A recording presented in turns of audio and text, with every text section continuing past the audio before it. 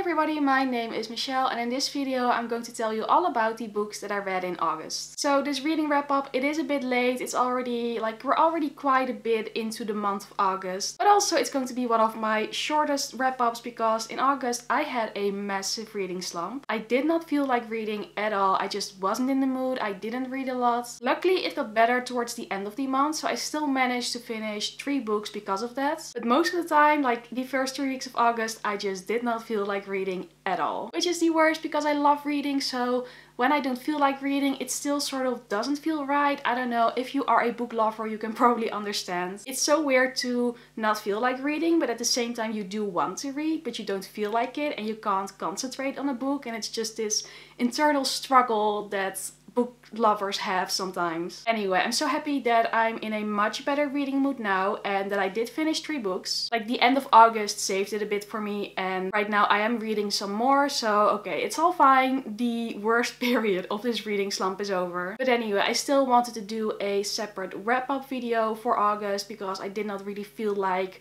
doing them together with like September again. I did that with the previous 2 months, with June and July. I think it still deserves its own video, and yeah, I'm just going to tell you about the 3 books that I finished in August. Overall, they were quite okay. There was actually one that I really enjoyed and there were a couple, like the other 2 were fine, and yeah, maybe I should just start with this video and tell you about them. And yeah, I'm going to tell you about the books that I did finish in August. The first book was the second book in a series and it is called The Shadow Sister. No, it is called The Storm Sister by Lucinda Riley. So this is the second book in the 7 Sisters series, and this is a series all about 6 adopted sisters. At the beginning, their adoptive father dies and he gives all of them a clue to where they come from and where they were born and to their heritage and everything, and every single book follows one sister and tells her particular story about finding out where she comes from, and in every single book there's also a historical story attached to it. So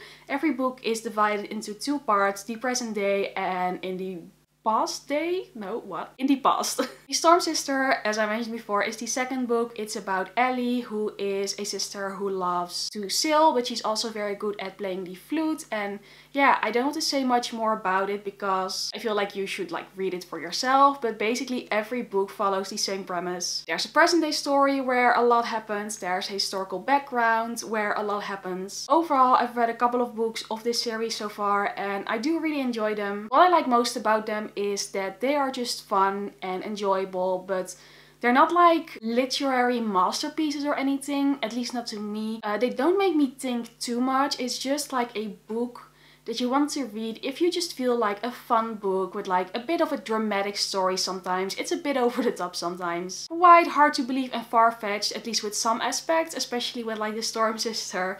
But yeah, it's still just, it is fun. It is fun, it is nice, it is perfect for summer. There are lots of things that I could nitpick and tear apart about this book and this entire series, but for me it just works best to first of all listen to it on audiobook. That is what I did with the entire series so far, and yeah, I listened to this one on audiobook as well. Just listen to it, have a good time whilst listening to it. Get invested in the story. Usually I prefer the historical background more than the present day story. And yeah, the Storm Sister was actually my favorite of the series so far, especially the historical background story was so interesting and I was so caught up in it. The present day story was also fine, but it's never my favorite. But yeah, I don't know.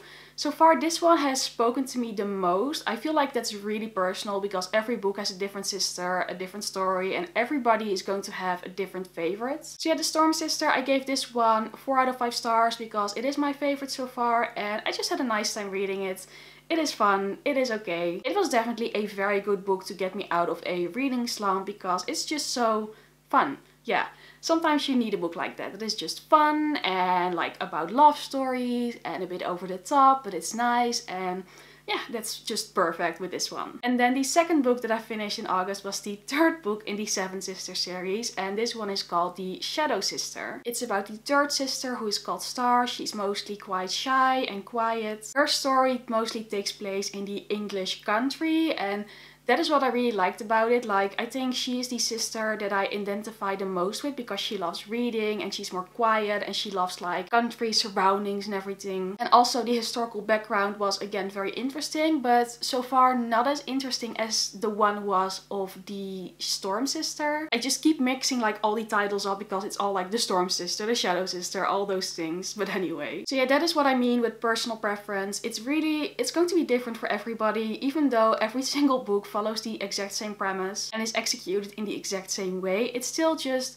some sisters you are going to like more than other sisters, and that's the thing with this series. The Shadow Sister, even though I identify with Star the most, it wasn't my favorite out of all of them. Again, I really did prefer the historical story to the present day story. And again, it was fun and enjoyable. It was a nice audiobook. It was just a good time listening to it. I feel like all my reviews of these Seven Sister books are going to be quite similar because I feel about them the same way, because they're very similar in the way they are written and the way the story works. So I'm just going to shut up about it now. I feel like nobody wants to hear that much about a single book series, but well, that's not true. I would love to hear that much about a single book series. But anyway, I am continuing with the series right now. I'm actually already to the 5th book. So yeah, I'm still reading those, but that will be for the next wrap up. But so far, really enjoying the series. And I can most definitely recommend it if you're looking for a more fun and relaxing story. Just nothing too much, I guess, even though lots of things happen in there. But I hope you get my meaning. And I gave the Shadow Sister a 3 out of 5 stars. And then the final book that I read this month, because of course it wasn't a lot, but yeah, the final book that I read this month is Such a Fun Age by Kylie Reid. So this book is about a black girl named Amira, and one night she is babysitting a white young child. They are in the supermarket, but she is accused of having kidnapped the white child, and this sets into motion a series of events throughout the book because the mother of the child and Amira's employer is a woman named Alex, who is a famous feminist blogger, and she wants to help and she wants to set things right and she wants to have this relationship with Amira now. So this book came to my attention because of the reading rush, because it was the group book of the reading rush, but then the host didn't read it and it was like a whole thing. But that is the thing that yeah, grabbed my attention towards this book. So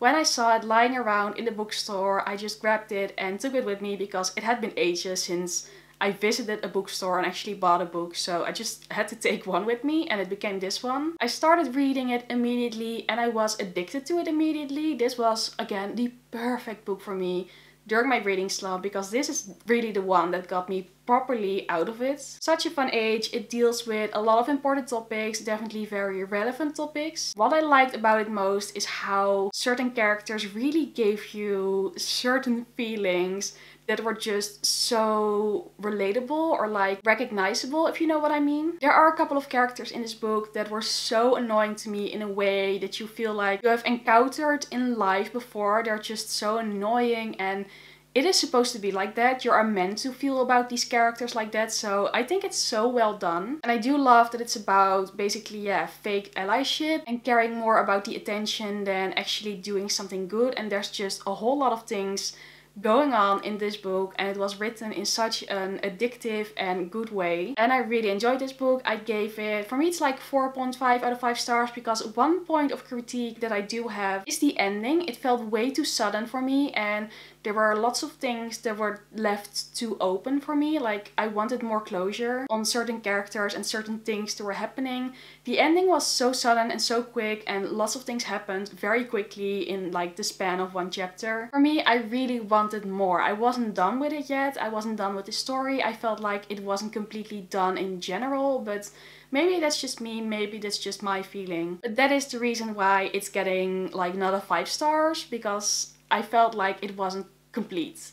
But yeah, that's just how I experienced it. So yeah, more of like 4.5 out of 5 stars, 4 out of 5 stars, I don't know. Reading books can be hard, but I am so grateful that this book got me out of my reading slump and made me be in an amazing reading mood again. I finished it in one day, which was just mind-blowing to me, because that hasn't happened in so long. Of course it helps that it's a contemporary and it's not too long, so yeah, I had a really good time reading it and I think it was really well written. So apart from the ending, which wasn't really doing it for me because I thought there needed to be more, it is a really good book and I can most definitely recommend it. And that was it for this reading wrap up. I feel like it's still going to be a bit longer than I had anticipated because when you only have 3 books, you can talk about them more. If you have like 15 books, then I try to be more quick about certain ones, but now I had the time. And you know, I like to be chatty and talk a lot about the books that I've read. And I'm mostly very happy that even though most of the month of August wasn't the best reading month for me, the ending still made up for a lot of it and I still had a good time reading these books. So overall, we're ending with a positive message and we're ending on a good vibe. So yeah, I'm happy with that and I'm sure my wrap up for September will be longer because I'm already reading some amazing books. I've already finished some books, so things are going great with reading again, so no worries, it's going to be completely fine. But then this was it for this video, and if you like this video, maybe go subscribe or give it a thumbs up or leave a comment or whatever. As always, I would really appreciate that. I would love to hear about your reading month in August and what you've read. What was the best book that you've read this month? Please let me know down below in the comments. And hopefully I will see you again sometime very soon in my next video. And until then, bye!